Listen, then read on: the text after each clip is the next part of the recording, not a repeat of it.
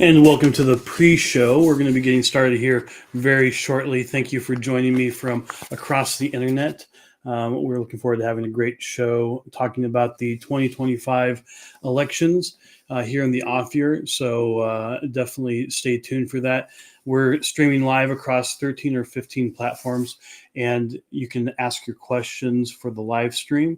This will be later posted on all the podcast platforms, but we'd love to have you join the conversation. So if you're one of the people who follow us on social media, you'll be notified that we're live for any of our shows. So if you see this later, do check out our social media so you can get these updates. But again, we're going to be talking about the 2025 off-year elections, how they're bucking the historic trends somewhat, and we'll be answering your questions. We'll talk a little bit about the government shutdown, who's winning on that as far as the polling shows, and what to expect in places like New York City, New Jersey, Virginia, California, and all of that. We're going to also be talking about things like what's happening with the California election there in the recall. So we're going to, or the redistricting, I should say, and how that's going to impact the election. So with that, without further ado, we're going to start the show.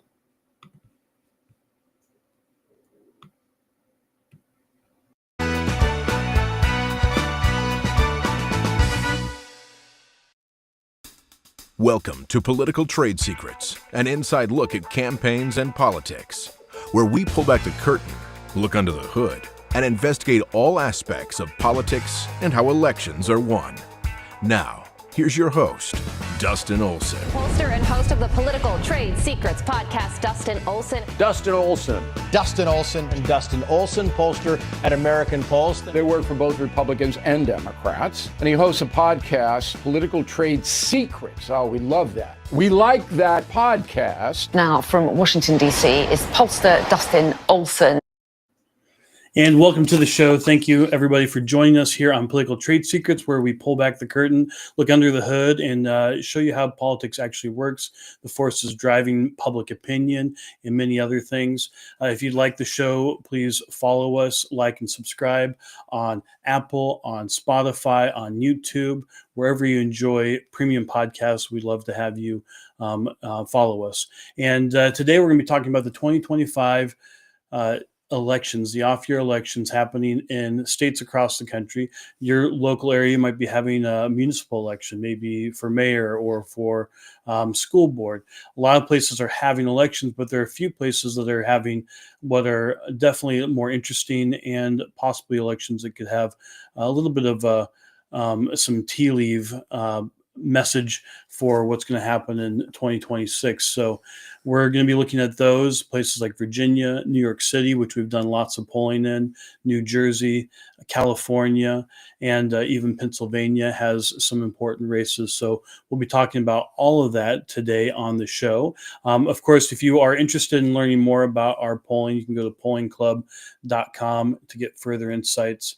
People there, they get to help determine what questions we ask. We've been doing a number of surveys in New York City, and we've gotten a number of our questions and suggestions from reporters as well as polling club members.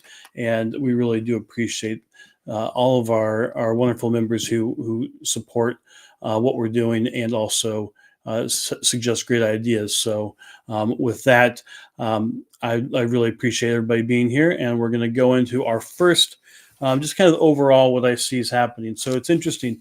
In the odd years, typically following a presidential election, we see a reaction to whatever happened in the presidential election. So, for instance, in a place like, in 2021, we had Governor Youngkin won in Virginia. It was a big win. Virginia is a purple to blue state. That was a big deal. In New Jersey, we had Ciattarelli, who's running again. Ciattarelli got very close, almost won that election in very blue New Jersey. So we had Eric Adams, of course, won in New York City. he was a slightly, I guess, more conservative candidate than the other options in that election.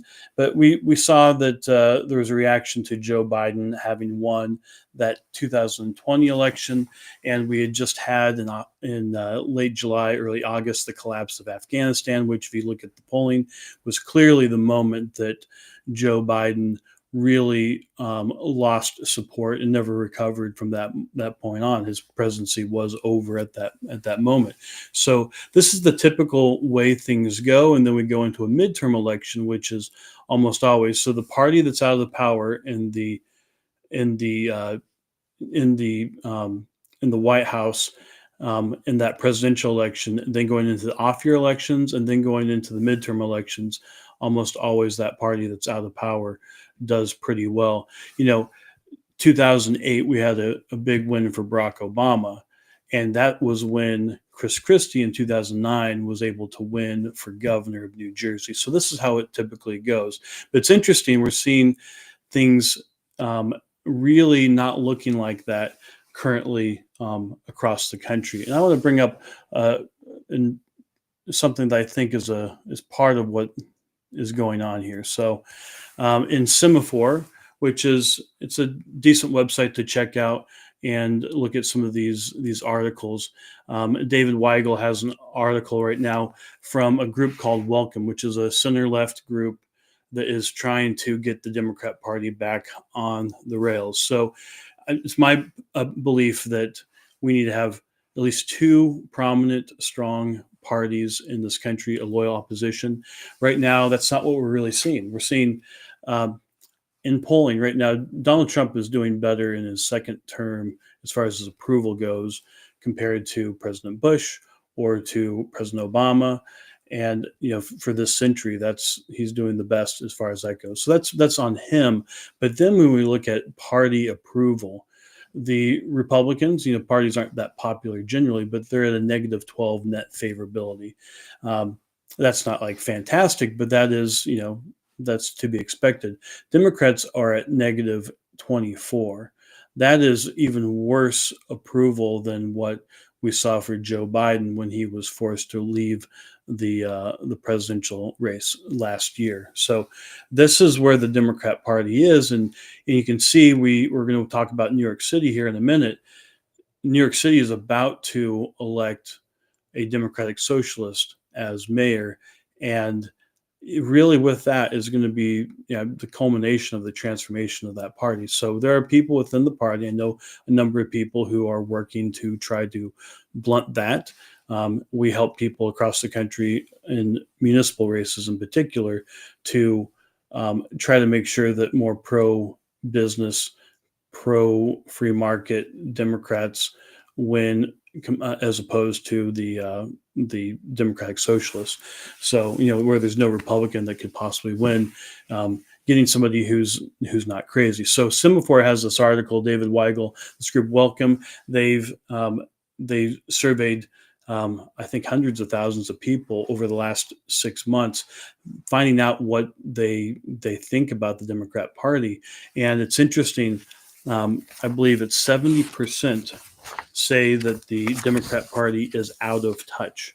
So that's a pretty big deal, and that they are focused more on things like fighting climate change, protecting the rights of LGBTQ plus, mostly that's talking about the trans issue, than they are on issues that more people care about, like securing the border or lowering the rate of crime. So this is the backdrop of what we're seeing going into this election year, when you should see a huge surge of support for Democrats in places like New Jersey, Virginia, New York City.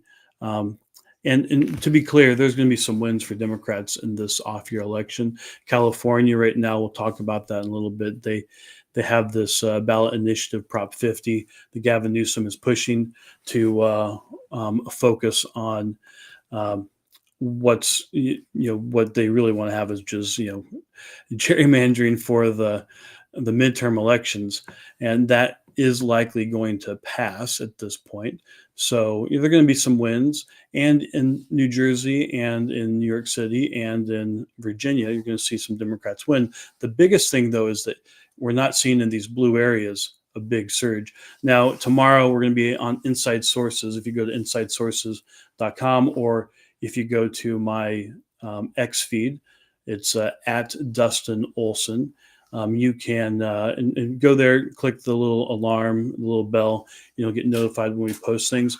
But I'll be posting an op-ed, just doing an overall, explanation of what's going on in these off-year elections, talking about each of these issues that we're talking about right now. So anyway, it's interesting. I think this is a worthwhile article to go check out, because it explains a little bit of what we're seeing as far as what's happened. One thing that's interesting that it brings up is there's an article or a paper back in 1989 called "The Politics of Evasion," which inspired the Democrat Party's shift to the more centrist candidates like Bill Clinton. A 70-page document that made the case for what they needed to do to break with the party's more unpopular orthodoxies. And it seems like this group is attempting to do that today, and we'll see how well it goes. But clearly, the die is cast, and we'll be talking about how that's happened in all these different places. And in Virginia in particular, the Attorney General having discovered that he was sending violent text messages wishing the assassination of one of his political opponents, and for his wife to be, for the wife of his political opponent to hold their dead children in her arms. That is just beyond the pale. But I will tell people, if you get nothing else from this, if you're in Virginia, that race is shifted significantly, and we have early voting in this state.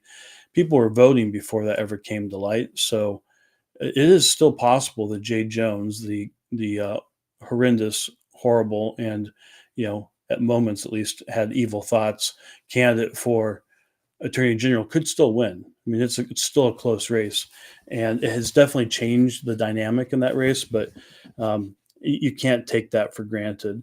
So what I'm going to do now is I'm going to go to a great segment I did with Charlotte McBride and guest host Charles Marino, who were on Wake Up America, and I was on with the great John Zogby. If you know the Zogby poll, he was a pollster for many decades, and we talked about just overall what's going on in all these races.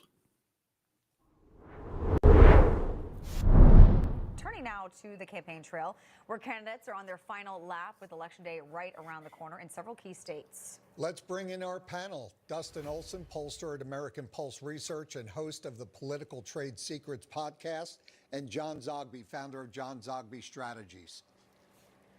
Good morning. Yeah, good morning to both of you. So New Yorkers appear to be barreling toward a future under Mayor Mamdani. It's hard to say that out loud.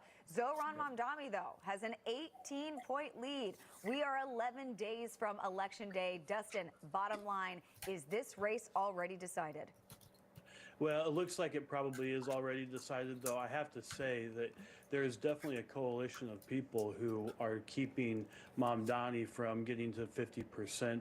It's very clear to me. It's interesting, in the off-year elections right now, you should see the blue states of New Jersey and Virginia and the extremely blue New York City voting for the Democratic candidates in big numbers, because we have a Republican in the White House. But in each of these, we don't see that.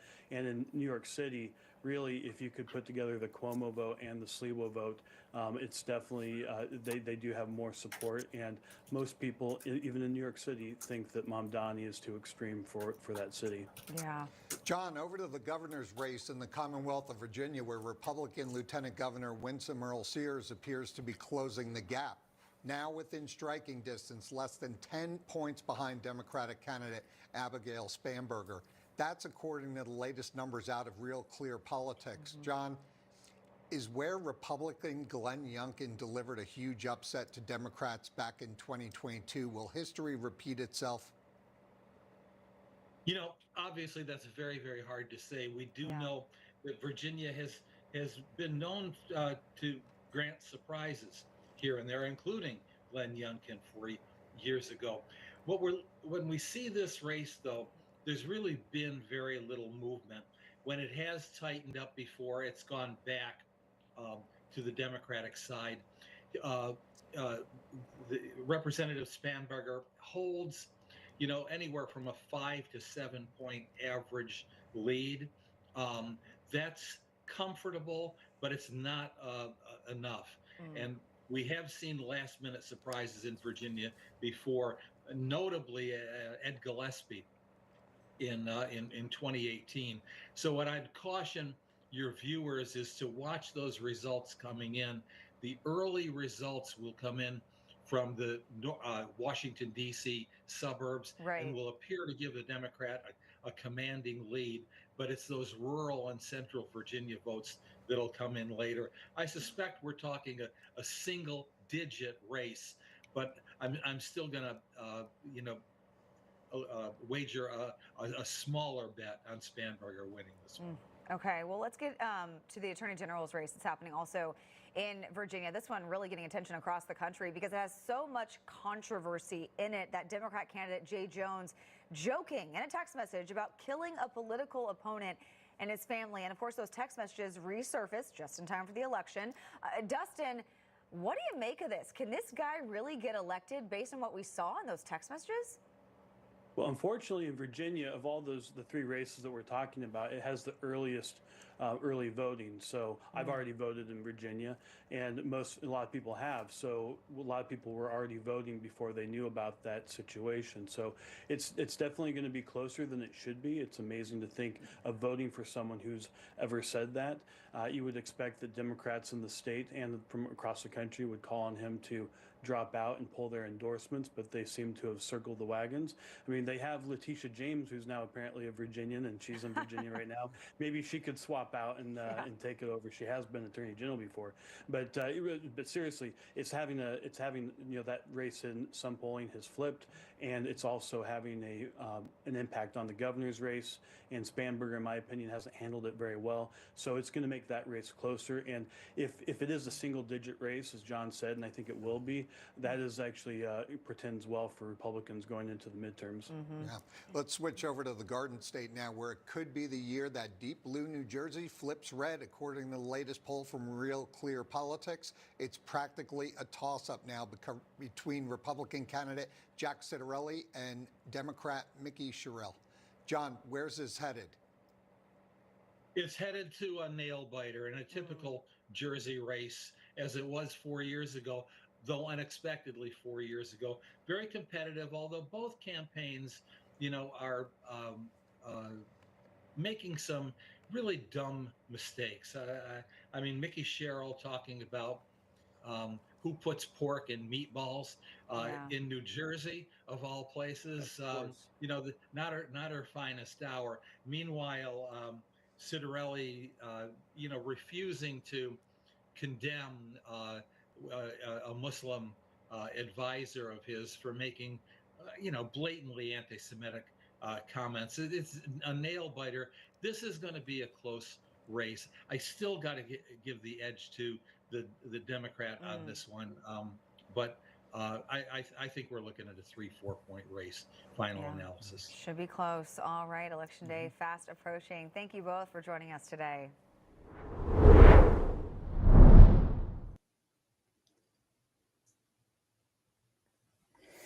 And thank you for all the folks there at Newsmax and Wake Up America. You can watch that show from 7 to 9 a.m. weekdays. And Charla and Mark, who's normally in, that was his birthday actually.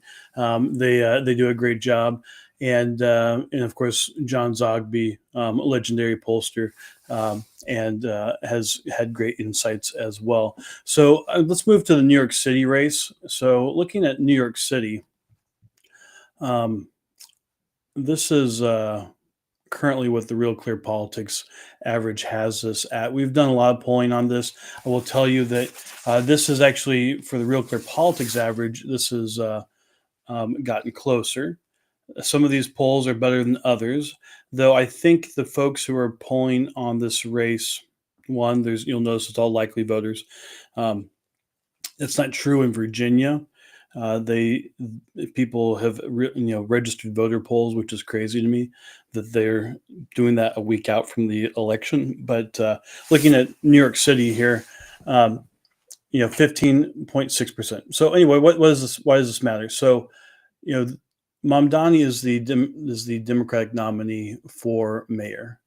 Obviously, there is a whole conversation about how he's a problematic candidate. And it's amazing in one of the bluest cities in the country that most people are talking about how do we stop the Democrat nominee? And that's something that I think is lost on people a little bit, partly because they're afraid of the number one financial center for the world and then also for our country having an avowed communist as mayor. So with this, I mean, he's going to win at this point. I don't think it's as foregone of conclusion as is like 90% or whatever it is that Kalshi, if you know Kalshi, the prediction markets. By the way, if you are interested in prediction markets, you see right there, we have pollingclub.com, and you like to make bets on these sorts of things. That's a really good place to be. Encouraging us to do surveys in places that you might want to place bets. But Mamdani recently was touting the Kalshi, which is one of the prediction markets, their odds, which is like 90% to 7% for Mamdani versus Cuomo. I think it's actually better than that. So if you put $100 bet on that, then you would, and Cuomo won. If you put $100 bet on Cuomo and Cuomo won, then you would be making like $1,100. So it's not likely at this point. However, I have seen internal polling that shows that Mamdani's definitely lost some of his momentum. You see that he's really not broken out from the mid 40s. Our polling made it very clear that 46% of New Yorkers believe that Mamdani was too extreme for New York City. And we haven't seen any, in my opinion, credible polling that has had him over 50%. And there hasn't been much, and he hasn't been there for very long. So I think that that is interesting to see that. Then you also have that in our polling, we tested different issues for all the different candidates. And one of the things that we found was for Mamdani's positions on defund the police, on refusing to denounce globalized intifada, which many find that to be an anti-Semitic phrase that is a call for violence against Jews. And he's refused to do that. And we're going to go into one of the issues I think is why maybe his momentum has been blunted here in a moment. But, all these things come together. And then, of course, his, government-owned grocery stores. Majorities of New Yorkers, even in blue New York, folks are not on board with what he's doing. I think people missed the opportunity. The best issue against Mamdani was defund the police, and they really haven't gone after him hard. Really, no one has gone after him hard. They talk about it on cable television, but honestly, I don't think that that's really that's not percolating to the regular folks. So I think what you're seeing with this race, you have the 5 stages of grief, and in this race, you have the 5 stages of the New York City mayoral race. Some people are still in denial as to where this is going. Some people are bargaining. People are still trying to get Curtis Sliwa out, which wouldn't have an impact. And then some people are at acceptance that this is just how it's going to go, and they're moving on with it. One of the things that's interesting on the ballot. So a lot of people are polling on this. One of the things that we can't really replicate in our polling is how the New York City ballot works. So it's a ballot that has candidates across like a kind of a landscape list, and you're going to have the 2 top party candidates. So that's Mamdani as the Democratic nominee, and you have Curtis Sliwa as the Republican nominee. They're going to be easy to see on your ballot. And then both of them have a second party line. This is an interesting thing that New York State does, where you can be on the ballot multiple times. And so you're going to have Mamdani under the Working Families Party and the Democrat Party. Then you have Sliwa, who's going to be on there um, with the Republican Party, but then also I don't remember the exact name of it, but it's something like the Animal Rights Party or the Pro Animals Party. He's famous for his love of cats and rescue animals and whatnot. One of the funny comments that Trump made about him is that he was that Sliwa was going to turn Gracie Mansion into a haven for cats, and is going to have that place overrun with cats. Well, it's probably would have happened, but you have so both of them are on the ballot and they're easy to find. But then you have Cuomo, who's over here, kind of on the other side of the ballot. He's under, I don't even know what they call the party, but it's independent line, and he's going to be harder to find. So most people are going to be able to do that if they're looking to vote for Cuomo. But at the margins, it's going to make a difference. So anyway, this race is interesting. The thing that I think is having an impact, though, ultimately is, I'll post this in the comments. And thank you. I see Tom made a great point about our weird ballots here in New York City. Absolutely, and hopefully you're figuring out who to vote for there.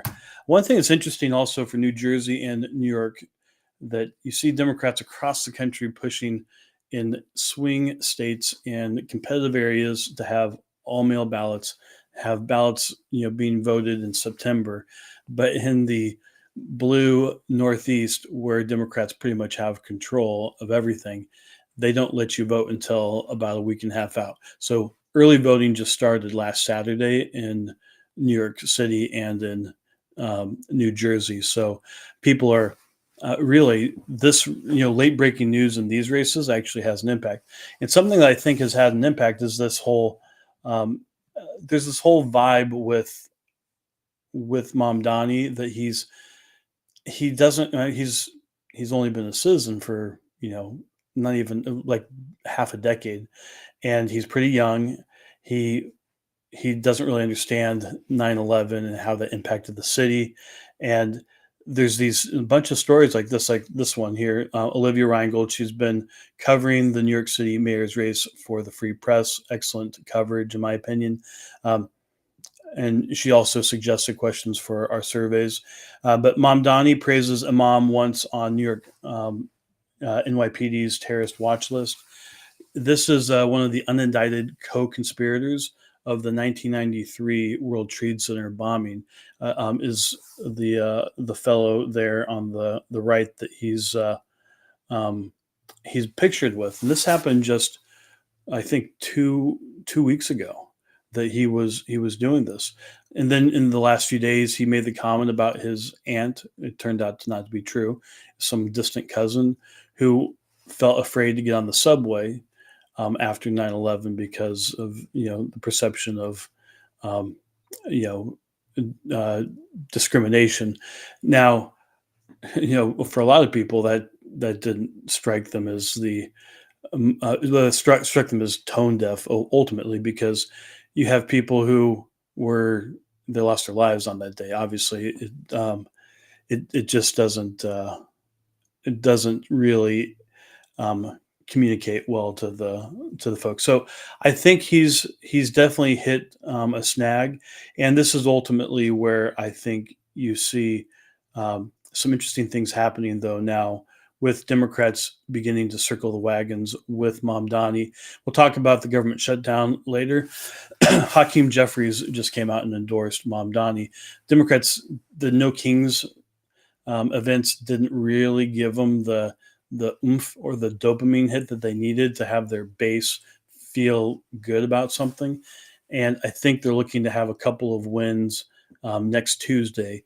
And New York City mayor, it's kind of silly that would be the one, but that's one of the reasons it's going to be the most likely. So Hakeem Jeffries got out in front of it, endorsed him. I think that's largely so that they can claim victory and we can move to reopening the government. So anyway, that's the New York City mayor's race. Now let's move over to New Jersey. And New Jersey is really surprising to folks how this has become such a competitive race. It was competitive 4 years ago, which was expected because it was the off-year election following a Democrat winning the presidency. So you would expect that there'd be a bit of a swing. You'd have the fall of Afghanistan, as I said earlier. So that was understandable. But this year, following Donald Trump's victory last year and having a pretty robust and transformative presidency so far, which you expect people to react to, it is so interesting to see that even in public um, media surveys, which a lot of these aren't geared towards capturing all the demographics that they need to be as accurate as they should be. They have Cheryl, Mikey Cheryl, the Democrat, only up by 3.7. We've also seen New Jersey trending towards Republicans between the last two presidential elections. So this is something to watch. I don't know if he's going to be able to pull it off, if Chidorelli's going to be able to pull it off. You heard John Zogby talking about Mikey Sherrill's made some mistakes. He pointed out the, questioning people putting pork in meatballs. Obviously, that is absurd in a state like New Jersey, where people know a lot about that. But she also has her own problems. She was asked not to walk with her graduating class because of honor and integrity issue. So she's got real problems, and it's interesting that we are this close, and it's really going to be it's possible it could be even closer than that. So that's that state. I'm going to point out an article I think you should check out from Michael Barone, who is a legend. He wrote the Almanac for American Politics, obviously commentator on TV. He, wrote for U.S. News and World Report, but he's one of the number one demographic guys.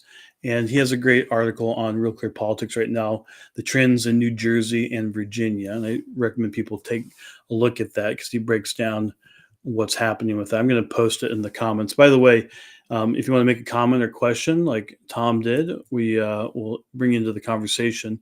But I just posted that article from Michael Barone where he talks about the trends in both of these states. Obviously, Virginia's been trending away from Republicans, but New Jersey has been trending towards Republicans. And Michael Barone does that. Interesting on Michael Barone, I first met him many years ago in 2001 as an intern at the White House in political affairs. And Karl Rove had brought Mr. Barone in to speak to the staff. And he's fascinating because he did the Almanac for American Politics for years, and he knew everything down to your county, to every zip code. He knew everything. So he had this little parlor game that he would do. So when he meet you, he'd ask you what your hometown was. I told him Lyman, Colorado, and he said, "Oh, your area code's 719." So doesn't matter where you were from in the country, he could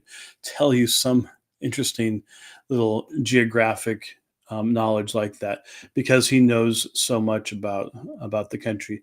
Years later, he wrote an op-ed for U.S. News and World Report and touted one of our campaigns and how we were changing the game. I think it was a guy by the name of Oganowski, and we had this thing called Bloganowski.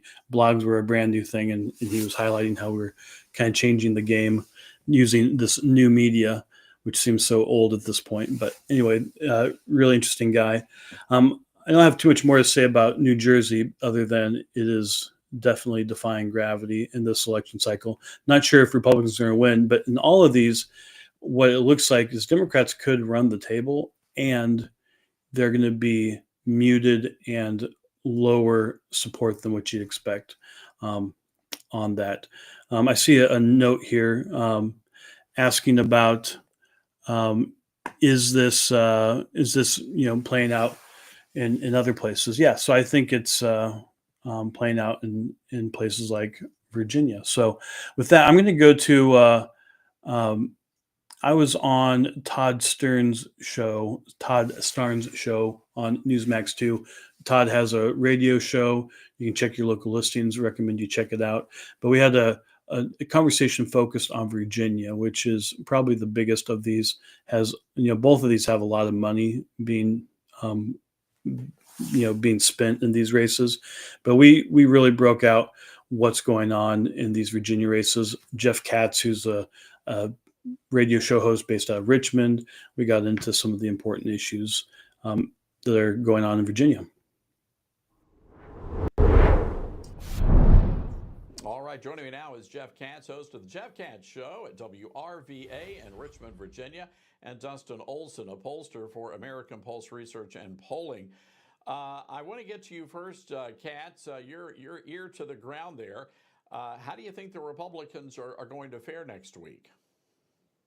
Well, I think we are very much in a competitive situation. The lead that Abigail Spanberger had over Winsome Sears as recently as 8 weeks ago was double digits. And now it is a 2 to 3 point race. The other races down ballot, Lieutenant Governor is a tie, and Attorney General actually now trending by a couple of points to the incumbent Attorney General, Republican Jason Miyares. But I will tell you, Todd, there's a brand new wrinkle in this, and that is that Virginia Democrats have called a special session of our state legislature. And they were able to do that because they are in control of both houses. They did not close out the session in the way that traditionally has been done. And so they have called the senators and the delegates back to Capitol Square. It starts today, and it will take Lieutenant Governor Winsome Sears, who is the presiding officer of the state Senate, it will take her off the campaign trail for the next 5 days, and Election Day is 8 days away. Well, sounds like some dirty tricks going on down there.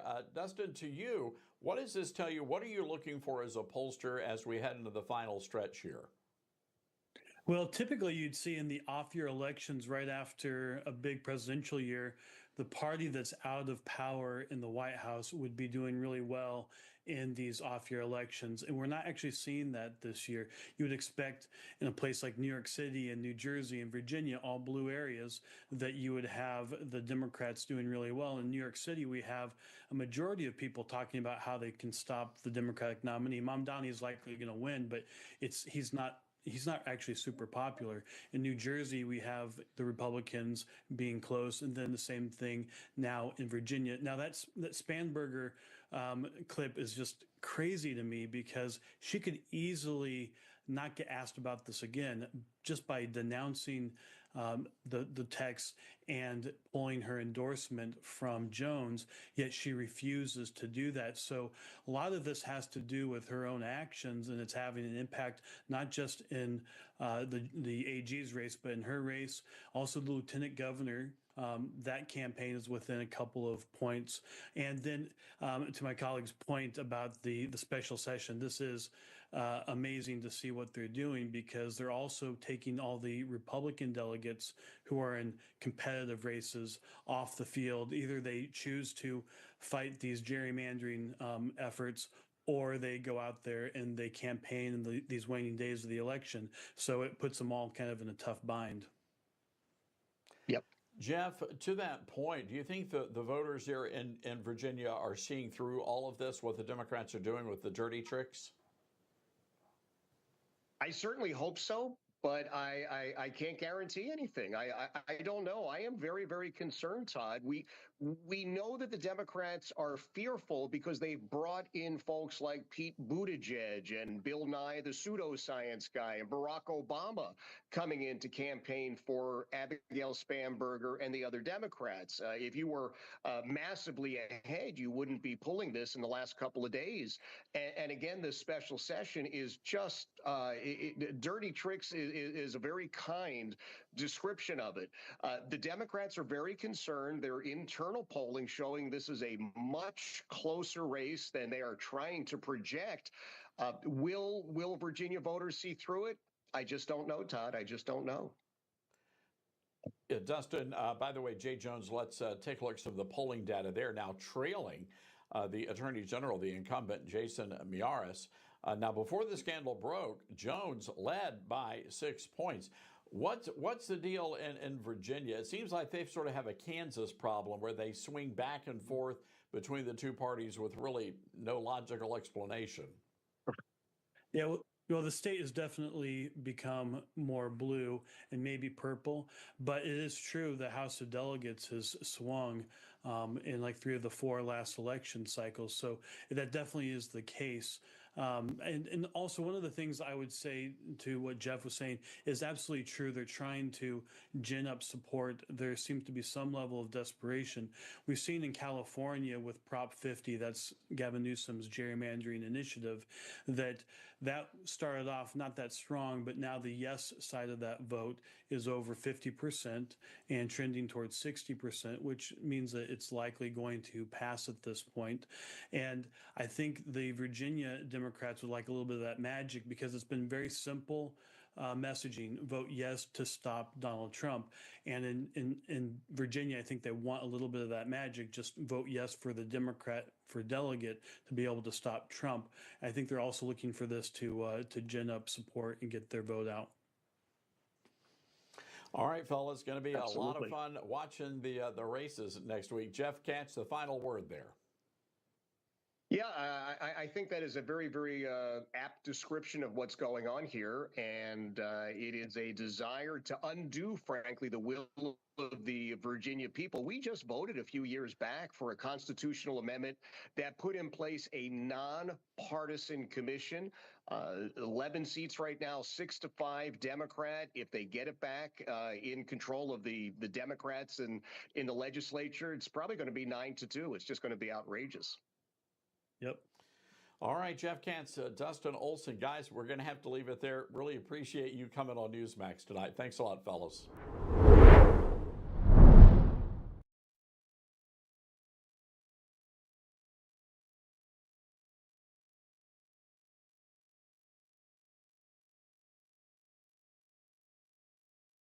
His radio program. Thank you for Todd Starnes and the crew there for his show. And you can check that out 5 p.m. again on Newsmax 2, or check your local listings for any of the his radio show across the country. I'm going to go now to what we see on the Real Clear Politics averages for Virginia. So, all right, so here we go. So the big deal, maybe I'll go to the AG's race.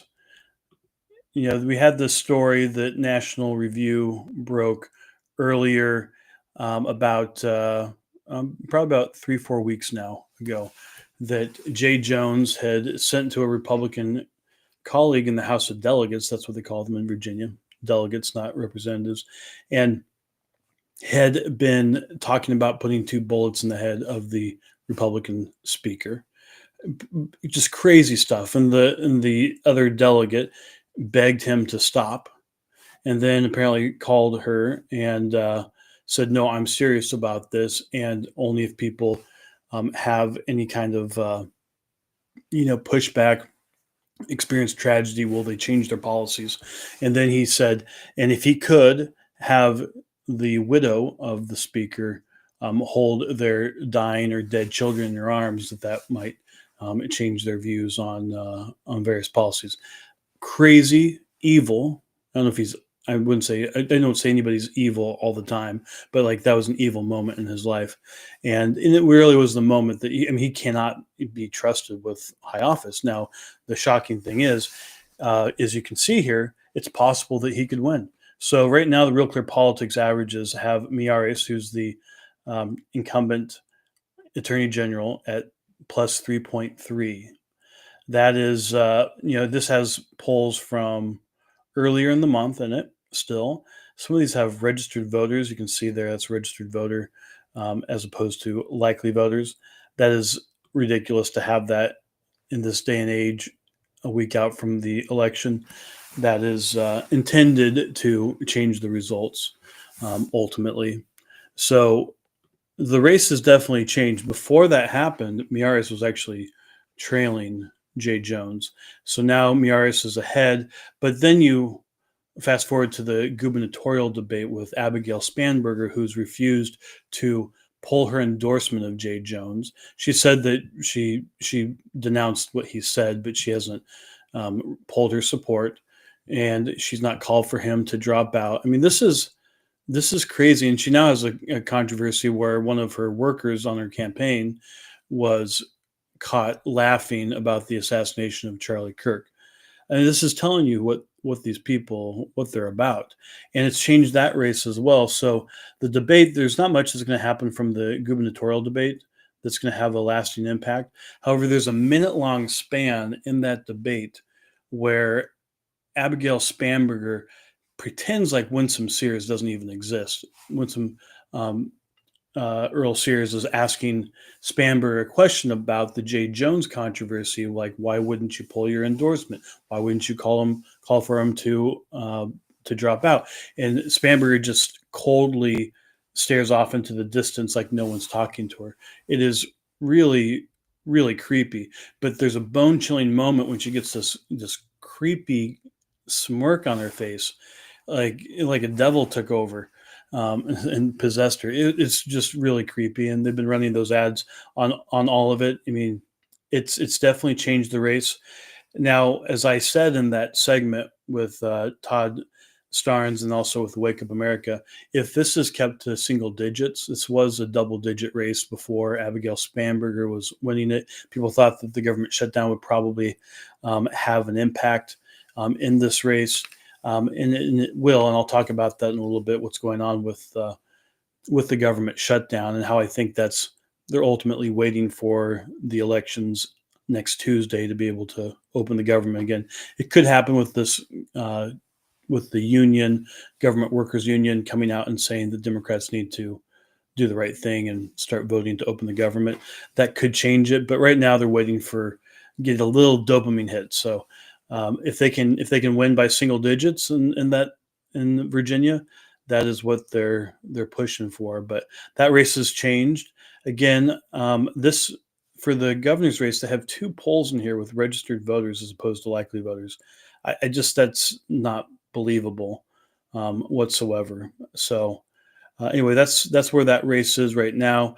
Interesting thing I want to mention on AMAC, which is the Association of Mature American Citizens. There's an article by David Catrone who talks about the Democrat early voting disaster brewing in Virginia. So this is interesting how voting has changed. So again, this is not what you expect in the off-year election following a presidential election where Republicans won. You'd expect the opposite of this. So there's not party registration in the state for voters, or it's not been traditionally something that has been the case. So it's not as good of a way to understand who's who. But there are 11 congressional districts, 6 controlled by Democrats, 5 by Republicans. And when you look at those congressional districts, well, first off, early voting is up by 145%. And that's interesting. And the GOP leads in those congressional districts. So if you look at the Democrat congressional districts, which there's 6 of those, they are at 444,038 people that had voted early as of beginning of this week. And then the Republican districts, which is 5, again, it's fewer districts, it's at 454,521 votes cast. Now, could you have a big surge of Democrats over the weekend and on election day? Totally. I mean, I would expect that. But right now, it's just interesting that that's where things are at. And that shows that there is an enthusiasm gap. And something else that would be believable is that there was already an enthusiasm issue for the Democrats. Their popularity is really low. We talked about the article on Semaphore at the beginning, and David Weigel and the group called Welcome, and having 70% saying that the Democrats are out of touch, showing that the Democrat Party's popularity is at negative 24%. On and on. There's all of these issues that are going on that it's really interesting to see where things have ended up. So we could be seeing something happening there. I would still expect Democrats to win a couple of those races.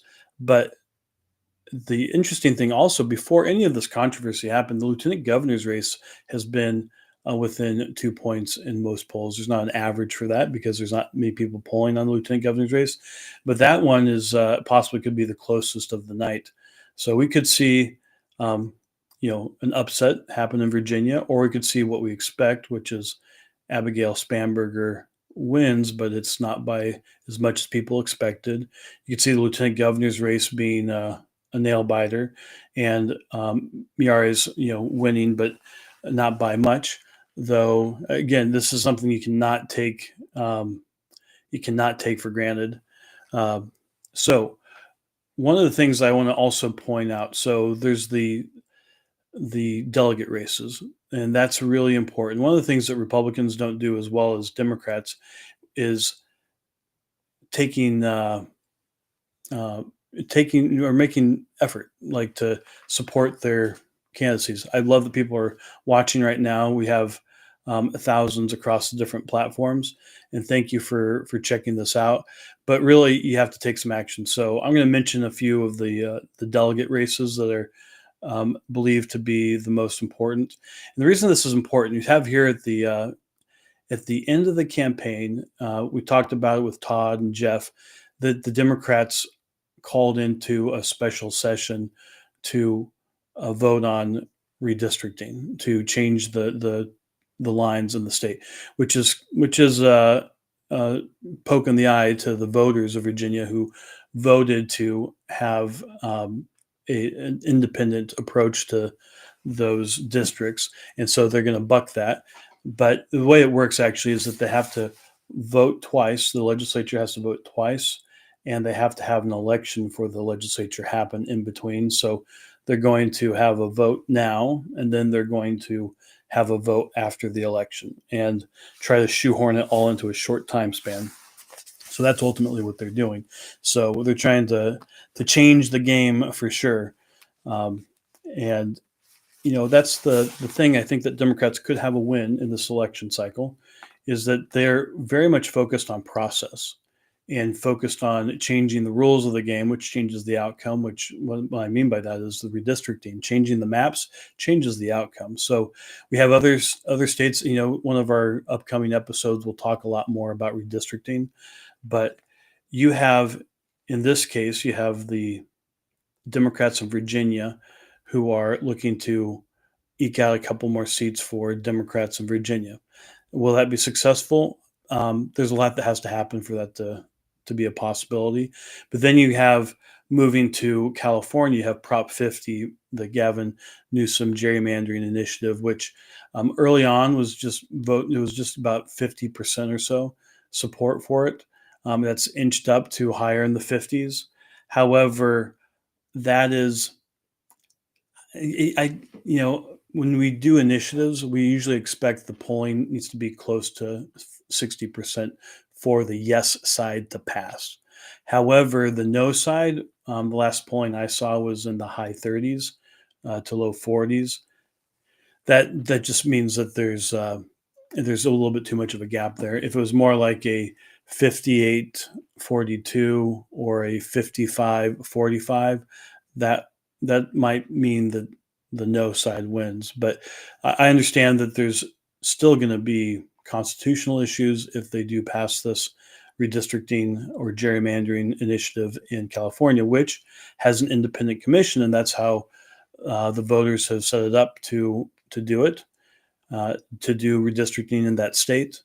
So that is the issue there. I'm going to stick on Virginia for just a second and just mention some of the races. So, there's a lot of Democrat organizations that are pouring money into these races across the country. Republicans just do not play at that level. And so some of the seats to watch or to help, you can go to WinRed, and that's one way you can help people out. It's winred.com. So District 21, Republican challenger Greg Gorham, Gorham, is someone to possibly donate to. District 22, Republican delegate Ian Lovejoy. District 30, Republican delegate Gary Higgins, Geary Higgins. And then District 65, Republican challenger Sean Steinway. And then District 73, Republican delegate Mark Early Jr., whose dad had run for governor 1,000 years ago.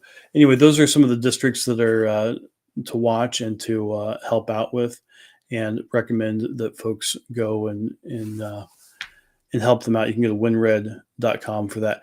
So redistricting across the country. A couple of other places where that's important is Pennsylvania has retention races for the Supreme Court. A couple of years ago, this redistricting stuff has been going hot and heavy for about 15 years on the Democrat side. Barack Obama tapped his attorney general when he left office to take over the effort, and they really have eked out a lot of wins as far as redistricting and gerrymandering, which is one of the reasons why they're deathly afraid of Republicans taking it up now, because Republicans just haven't played that game to that level. Of course, everyone's pushing gerrymandering, but it's not been the same as the Democrats have. So there is more opportunities. So next week, if they pass this in California, and with what's happening in Virginia, you're going to see Indiana is a state that the governor is talking about it. The legislature there is talking about it.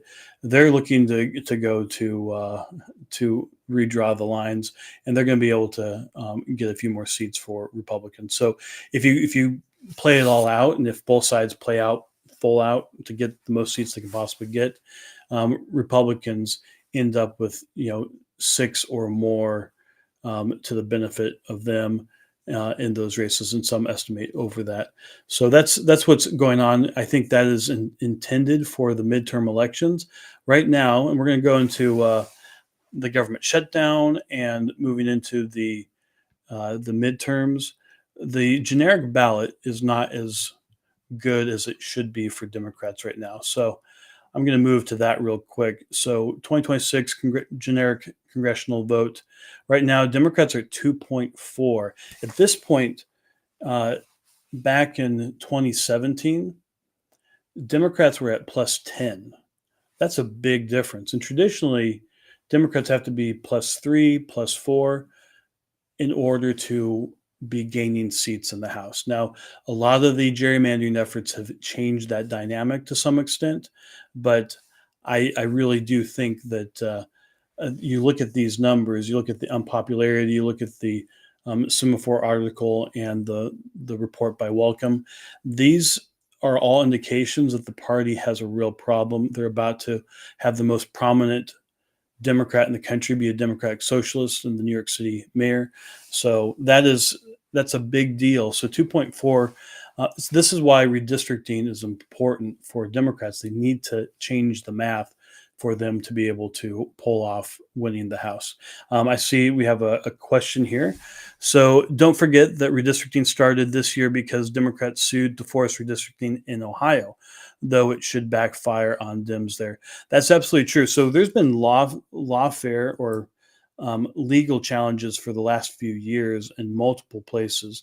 And this is the stuff that the media just didn't cover that much back when these things were happening over the last few years, where they were really pushing to get everything they could on all these different maps. So that's a great point that Ohio was the start of all this. That is not included in the conversation at all by folks.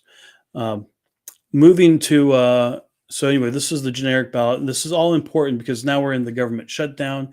And I have an interesting clip here from Harry Enton, who's the data guy over at CNN, and he does a really great job of bringing the numbers to life and also pointing out things that most people would not have noticed otherwise. Starting with Republicans, how has the shutdown seemed to have affected their political standing? Yeah, you might think, given that the Republicans are in charge of both the House and the Senate, that a government shutdown might actually hurt the Republican brand. But in fact, It hasn't. If anything, it's been helped a little bit. Take a look here, the shift in net popularity versus pre-shutdown. When we're looking at the Republican Party overall, that brand actually up 2 points. That's within the margin of error, but clearly it hasn't dropped. Come over to this side of the screen. Look at the net approval ratings for Republicans in Congress. It's actually up 5 points since pre-shutdown. So what we're seeing here is the Republican brand in Congress has actually improved somewhat compared to where we were pre-shutdown, despite the fact that Republicans control. And that's the math that John Thune and Mike Johnson are looking at is, well, hey, why should we give an electorally speaking when our brand has actually improved a little bit? Now, we say their position is getting better. With whom? Yeah, okay, with whom? So I think it's two groups that it's so important to keep an eye on. All right, changing the Republican Congress's net approval rating versus pre-shutdown. It's rallying the base for sure. Look at this, the net approval rating up 12 points versus pre-shutdown. But it's not just with the base. It's also with the middle of the electorate. Look at this, among independents. It's up 8 points as well. So we've got a situation here where Republicans with the shutdown are actually rallying their base, but it's also something that's not hurting them with the folks in the middle. If anything, it's helping them with folks in the middle. And this is the type of math that if you're Republicans, you like to see, right? Because something could rally the base but alienate those in the middle, or something could rally those in the middle but alienate the base. But the truth is, we're not seeing that. What we're seeing is the Republican brand has actually gotten better among independents, and it's also gotten better among Republicans as well, that Republican brand when it comes to those in Congress. So again, what's the electoral reason that Republicans would give in at this point? And Democrats, of course, they have their eyes on the midterm elections. Yeah, we have elections 1 week from today, but what Democrats in Congress are mostly focused on are 1 year and 1 week from today from the midterm. So how are they positioned right now? Yeah, so, I mean, look, the generic congressional ballot, which traditionally Democrats have done really well on,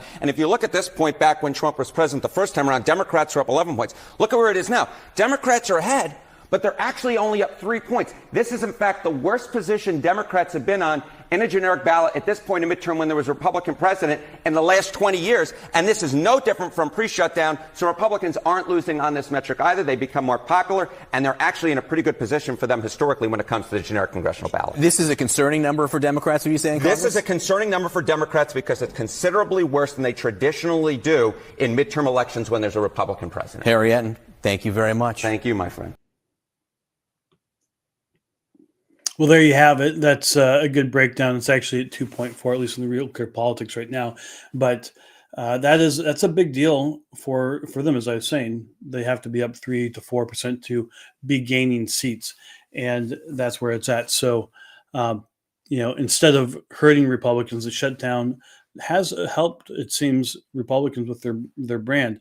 As you saw, he talked about GOP brand up 2 points overall, +5 for congressional Republicans, +12 among Republicans, and +8 among independents. Now, one thing that's interesting, as I said, I think the Democrats have been fighting to have some sort of dopamine hit for their radical left-wing base, and they didn't get it with the No Kings. I think it was therapeutic for some of those old codgers that were out there, but it's not been what they needed, and it's possible that we'll see the government reopen before Tuesday. I'm a little bit skeptical, but it's possible with the federal government union. Workers, I do think that them coming out and saying Democrats need to vote for the clean CR and stop this nonsense, I think that will have an impact on them. But I do think they're trying to get to Wednesday for a couple of important reasons. There's a non-zero chance that a lot of these government furloughed workers, people who ultimately are going to get repaid at some point, they are using their time off right now to help in Virginia and New Jersey with get out the vote for the Democrats. It's nearly a guarantee that that's happening. So there's all that. I mentioned Hakeem Jeffries coming out earlier this week and endorsing Mamdani, the most likely win that they're going to get, and being able to claim victory from that and have something to show for their base. But you can see it's not really worked out well for them because their message has been fairly dishonest throughout this whole process. They simply say Republicans control the House, the Senate, and the White House, so it's all on them. That's obviously dishonest because it doesn't tell you how the process works. A lot of people do know, but not everybody does. It takes 60 votes in the Senate to be able to pass the continuing resolution. So they need 5 more Democrats than they currently have. That's a total of 7 to 8 Democrats that they need to be able to pull this off. Rand Paul has continually voted to keep the government shut, though I imagine if it was right on the bubble, he would probably join with the rest of the Republicans. But Republicans have consistently voted to keep it open. Democrats have consistently voted to close it, and their demand is $1.5 trillion in new spending to be able to reopen the government. That's crazy. There's been so much work to kind of bring the deficit into in some control, though that's not even done. That would blow that up, obviously. So this is untenable, and there really has not been an off ramp for the Democrats. So this is where I see things at right now with the government shutdown, and the Democrats are going to, I think, make it past the election for that to happen. I mean, they don't want to lose their GOTV volunteers for sure. So with that, ultimately, I think this is interesting. Democrats are going to have some wins next week. They're going to have also some, missed opportunities. And ultimately, we're going to see the real transformation of the party from the traditional Democrat Party to the one that's led by Zoran Mamdani, an avowed socialist. And that is going to be their out of this election, that's going to be the person who's going to be the most noticed, the most charismatic, the person who's driving the conversation the most. And that's something to be expected. Now, not long before the show, we'll see if this, I'm not sure if we're going to be able to make it work out, but CNN, we just showed Harry Hinton. They've invited me to be in studio the morning after the election in New York City to talk about all the elections, what's happened. So, be watching for that. It'll be early Wednesday morning next week to talk about what actually happened. My guess is that this is going to be a mixed bag. There are going to be some wins for the Democrats and some wins for Republicans. The wins that the Democrats will be muted. They're not going to be big wins like they should be in this year. So some media is going to tout whatever Democrats get as the biggest thing ever. If you see people talking about the Democratic nominee for mayor in New York City being the biggest win ever, that tells you that they don't have much. I think the biggest win they're going to have actually that matters is going to be the California Prop 50. And we're going to see what happens with Virginia. As someone who lives in Virginia, the idea of Jay Jones being the Attorney General is disgusting to me. Abigail Spanberger is not much better. So, that's not something I'm looking forward to if they were to pull off narrow victories. But yeah, we'll see what happens with that. But ultimately, I think we're going to get a mixed bag for it, which is important because that's bucking the historic trend. So again, I'd like to encourage you to go to WinRed to help out these candidates. Help out Winsome Earl Sears, help out Jason Miyares for Attorney General, also the Republican for Lieutenant Governor, whose name I forgot, but I did vote for. He's interesting, but he's within 2 points currently, so you can help him. And then these other delegate candidates, challenger Greg Gorham, Ian Lovejoy, Gary Higgins, challenger Sean Steinway, and then delegate Mark Early Jr. Those are some of the folks that would make sense to go and support here as we go into these waning days. So with that, thank you everybody for joining us. That's the show. Thank you for listening to Political Trade Secrets, watching us, checking us out here. Thank you for everybody who joined the live stream and posted questions. Really appreciate that. And if you'd like to know more about our polling and get insights directly to your inbox, please go to pollingclub.com. But the biggest way that you can help out with what we're doing here is to like, follow, and subscribe on whatever platform that you enjoy this content on.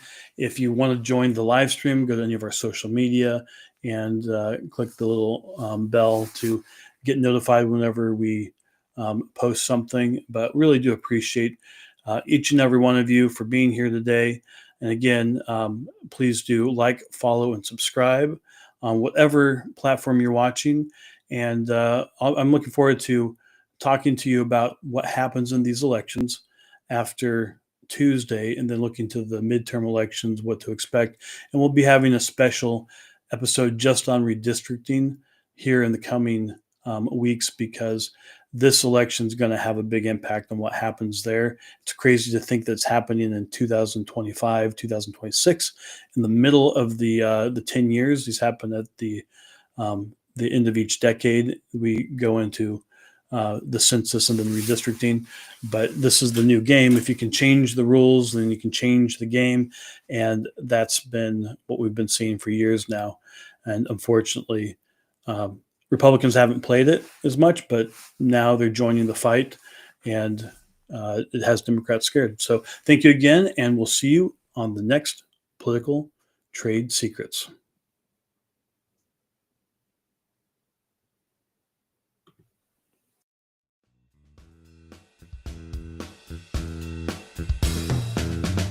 Join us next time by subscribing on iTunes and get show notes and sign up for our newsletter at politicaltradesecrets.com.